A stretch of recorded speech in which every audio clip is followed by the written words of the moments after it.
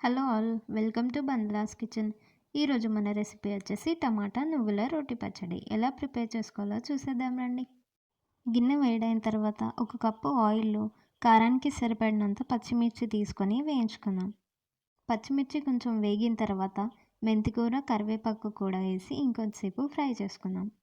Bones వీక్‌గా ఉన్నవాళ్ళు, మోకాళ్ళ నొప్పులు ఉన్నవాళ్ళు నువ్వుల్ని డ్రైగా తీసుకోవడం కంటే నానబెట్టి తీసుకుంటే ఇంకా మంచిది. మెంతికూర ఆయిల్‌లో బాగా ఫ్రై అయిన తర్వాత నెక్స్ట్ మనం ఒక స్పూన్ జీలకర్ర అండ్ 2 స్పూన్ల ధనియాలు వేసి బాగా ఫ్రై చేసుకుందాం. పచ్చిమిర్చి వేగేలోపు మనం నువ్వులు కూడా తీసుకొని నువ్వులు చిటపటలాడేంత వరకు ఫ్రై చేసుకుందాం. ఇప్పుడు మనం వేయించుకున్న ఈ పచ్చిమిర్చి తీసేసి ఇదే బౌల్‌లో మనం టమాటాలని కూడా ఫ్రై చేసుకుందాం.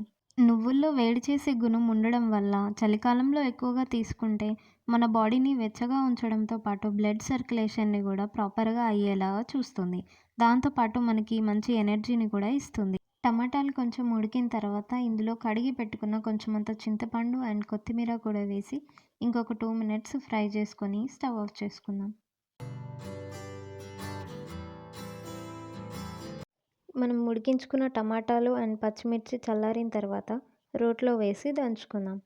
రుచికి సరిపడినంత ఉప్పు, మనం ఫ్రై చేసుకున్న మిర్చి, నువ్వులు అండ్ కొంచెం జీలకర్ర, వెల్లుల్లి రెబ్బలు కూడా వేసి కొంచెం కొంచెంగా వాటర్ వేస్తూ మెత్తగా పేస్ట్ అయ్యేలాగా దంచుకోవాలి. దీంతో పాటు టమాటాలు కూడా కచ్చా పచ్చగా దంచుకొని కారం, టమాటాలు మిక్స్ అయ్యేటట్టు నూరుకొని పక్కన పెట్టుకుందాం. పచ్చడిని పోపు చేసుకోవడానికి ఒక కప్పు ఆయిల్ హీట్ చేసుకొని అందులోకి 2, 3 క్రష్ చేసుకున్న వెల్లుల్లి, ఆవాలు, జీలకర్ర, ఎండుమిర్చి, కరివేపాకు, కొంచెమంత పసుపు కూడా వేసి ఈ పోపుని మనం తయారు చేసుకున్న పచ్చడిలో వేసుకుందాం. మరిన్ని హెల్తీ అండ్ టేస్టీ రెసిపీస్ కోసం please do like, share and subscribe to Bandla's kitchen.